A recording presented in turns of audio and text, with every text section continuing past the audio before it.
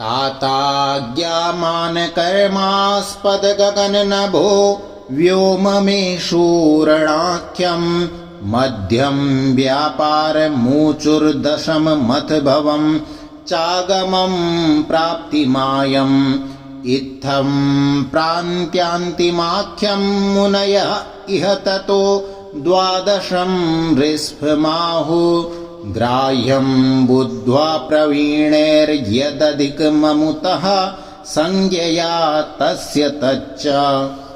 राज्यपद भाव की तात आज्ञा मान कर्म आस्पद गगन नभ व्योम मेषूरण मध्य एवं व्यापार संज्ञा है।